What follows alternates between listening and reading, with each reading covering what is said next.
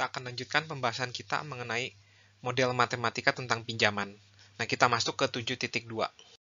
Nah, di 7.1 kita sudah belajar bagaimana menghitung sisa hutang kita setelah K kali pembayaran. Nah, metode yang kita bahas di 7.1 itu adalah disebut metode prospektif karena kita itu memprospek kita tuh akan ada berapa kali pembayaran gitu. Jadi setelah melakukan 2 kali pembayaran, oh berarti kita masih ada N-2 kali pembayaran lagi gitu. Makanya ini disebut metode prospektif. Namun di 7.2 ini kita akan membahas metode retrospektif, yaitu untuk menghitung sisa hutangnya, itu kita melihat ke belakang sudah berapa kali pembayaran yang kita lakukan gitu. Bukan ke depan gitu. Jadi kalau yang ini melihatnya tuh ke depan. Kita akan ada berapa pembayaran lagi gitu. Tapi kalau di sini retrospektif kita melihatnya itu ke belakang. Kita sudah melakukan berapa kali pembayaran gitu. Nah, sekarang kita akan mencoba menghitung sisa hutang kita setelah K kali pembayaran dengan metode retrospektif. Nah, awal mulanya itu dari sini nih ya. Cicilan hutang kita itu adalah bisa dihitung melalui rumus ini. Hutang kita dibagi anuitas selama N kali pembayaran. Atau seringkali saya nggak sebut J-nya lah.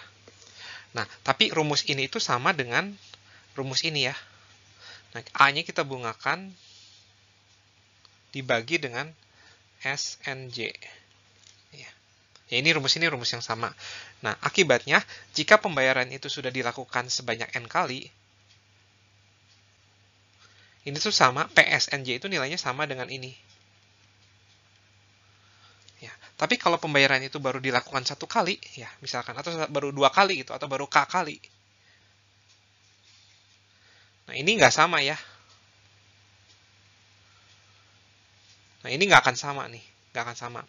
Yang terjadi itu, yang ini lebih kecil ya, karena pembayarannya itu baru dilakukan sebanyak K kali, oleh karena itu hutang kita itu masih ada, masih tersisa. Nah, pertidaksamaan ini yang akan kita gunakan untuk menghitung dari loan balance kita gitu. Jadi, loan balance kita setelah 1 kali pembayaran, yaitu A1 plus J dikurangin PS1J. Nah, loan balance kita setelah 2 kali pembayaran, 1 plus J pangkat 2 dikurangin PS2J. Dan seterusnya. Jadi, loan balance kita setelah J kali pembayaran, yaitu K min PS KJ. Nah, loan balance kita setelah N kali pembayaran, yaitu adalah 1 plus J pangkat N min PSNJ. Nah, ini harusnya 0 nilainya. Nah, metode retrospektif ini punya keunggulan karena di sini kita melihat ke belakang. Jadi kita melihat kita sudah melakukan berapa kali pembayaran. Jadi drop payment-nya itu diabaikan, bukan diabaikan, tidak terlihat sama sekali gitu. Jadi retrospektif itu tidak melihat keberadaan dari si drop payment karena drop payment itu adanya di depan, sementara metode retrospektif itu melihat ke belakang.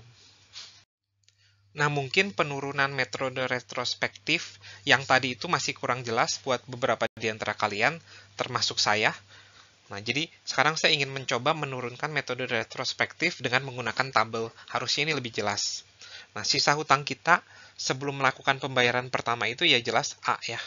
Nah, bunga di periode pertama itu ya jelas ini adalah J dikalikan A. Nah, pembayaran pertama itu sebesar P. Nah, berarti sisa hutang kita setelah pembayaran pertama itu adalah ini. A ditambah bunganya dikurangin P. Berarti A 1 plus J dikurangin P. Nah, ini kalau kita lihat ini tuh ini sama dengan A1 plus J pangkat 1 min P S1J ya. Ini tuh sama. Nah, sekarang kita coba untuk pembayaran kedua. Nah, pembayaran kedua, sisa hutang kita sebelum pembayaran kedua tuh ini. Itu adalah A1 plus J min P. Nah, bunganya itu adalah J dikalikan ini semua. Ya, saya tulis lagi. Plus J min P. Nah, pembayarannya juga sebesar P. Nah, sisa hutang kita setelah pembayaran kedua itu adalah bunga ditambah sisa hutang kita ini kita jumlahkan dulu. Ya, terus dikurangin ini ya. Nah, adalah ini A1 plus J dikurangin P. Nah, ini kita langsung kalikan aja. Ini kan sisa hutang kita sebelum pembayaran kedua dengan bunga itu jadi dikalikan 1 plus J dikurangin P. Nah, ini kalau kita hitung adalah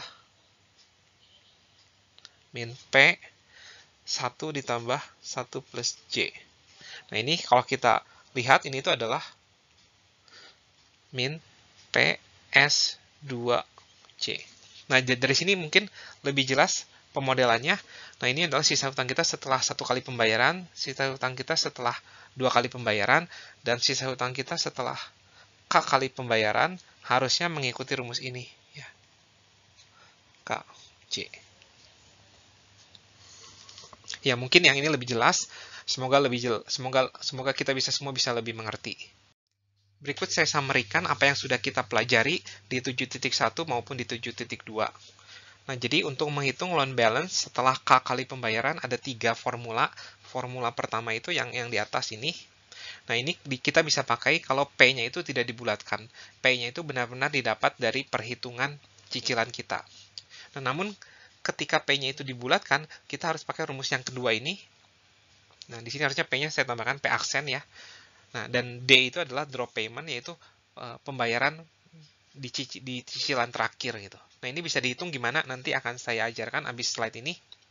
Nah, kemudian ada juga metode retrospektif. Nah, di sini rumusnya harusnya salah. Harusnya 1 plus J itu dipangkatkan ke K, dan ini N ini harusnya SKJ ya. Nah, di sini mau P yang di sini itu P atau P aksen, itu kita nggak peduli ya. Karena retrospektif itu menghitung sisa hutang kita setelah K kali pembayaran, terserah P-nya mau yang P yang beneran atau P yang P aksen. Ya, itu sama aja. Jadi rumus yang ini mungkin lebih berguna kalau kita nggak mau hitung drop payment-nya itu berapa.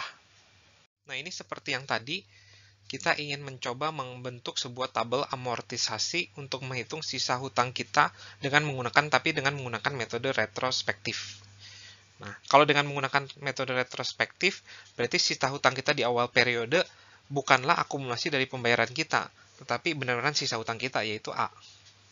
Nah, bunga di periode ini yaitu J dikalikan ke A, sama seperti yang kita sudah lakukan tadi. Nah, cicilannya itu P. Nah, cicilan yang masuk ke dalam pembayaran prinsipal itu adalah P dikurangin ini. Nah, dikalikan J, ya. Nah, berarti sisa hutang kita di akhir periode adalah ini. Ini dikurangin yang ini. Atau kita sudah hitung tadi 1 plus J ya, dikurangin P ya. Nah, kita akan langsung masuk ke periode ke K. Nah, sisa hutang kita di awal periode ke K sebelum melakukan pembayaran ke K itu adalah ini. A 1 plus J. Nah, tapi bukan dipangkatin K, tapi K-1 ya. Nah, kemudian kita kurangkan dengan PS K-1 J ya. Nah, bunganya itu adalah ini semua dikalikan J ya. J pangkat K-1 dikurangin PS 1J. Nah, cicilannya itu sebanyak P. Nah, cicilan yang masuk ke dalam pembayaran prinsipal ya ini dikurangin yang bagian ini. Nah, jika dihitung bisa Anda buktikan sendiri, hasilnya itu adalah ini. 1 plus J dipangkatin K-1 dalam kurung P dikurangin A kali J. Nah, ini bentuknya mirip ya sama ini nih. Nah, kemudian sisa hutang di akhir periode, yaitu adalah yang bagian sini dikurangin yang bagian sini ya. Ya, sama seperti pada waktu metode prospektif ya. Dan hasilnya itu adalah ini. A 1 plus J K-1 min P S K-1 J. Nah, dikurangin ini. 1 plus J K-1 P min A dikalikan J. Nah, ini kalau dihitung, ya bisa kita buktikan, lagi-lagi bisa kita buktikan sendiri. Ini kalau dihitung itu harusnya dapatnya ini. Sesuai dengan rumus pada metode retrospektif.